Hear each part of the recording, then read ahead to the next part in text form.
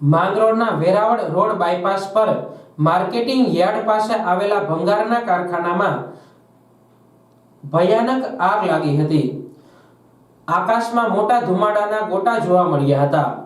આગને કાબૂમાં લેવામાં 3 થી 4 કલાક જેટલો સમય લાગ્યો હતો। માંગરોળ નગરપાલિકા અને કેશોદ ફાયર ફાઈટર તાત્કાલિક ઘટના સ્થળે પહોંચી ગયું છે। જોકે માંગરોળ નગરપાલિકાનું ફાયર ફાઈટર નાનું પડતા મામલતદાર દ્વારા તાત્કાલિક કેશોદ નગરપાલિકાના ફાયર ફાઈટરને બોલાવ્યું હતું અને ભારે જહેમત બાદ આગને કાબૂમાં લેવામાં આવી હતી।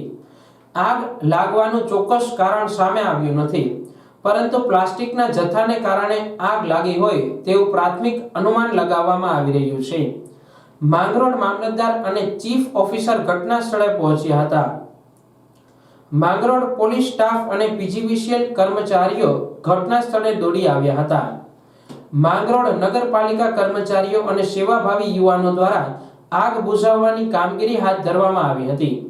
આગને લઈ જાનહાનિ થવા પામી ન હતી, પરંતુ આ પ્લાસ્ટિકના કારખાનામાં લાખોનું નુકસાન થાય તેવું સામે આવ્યું છે।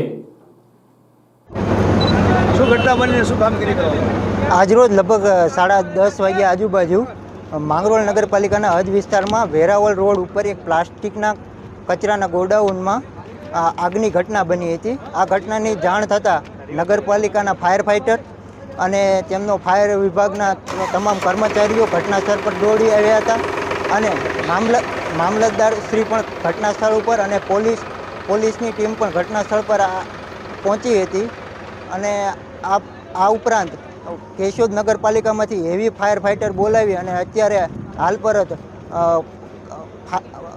આગને કાબૂમાં લેવામાં આવી છે। કોઈ જાનહાનિનો બનાવ? ના, કોઈ જાનહાનિનો કોઈ એવો કોઈ રિપોર્ટ નહીં।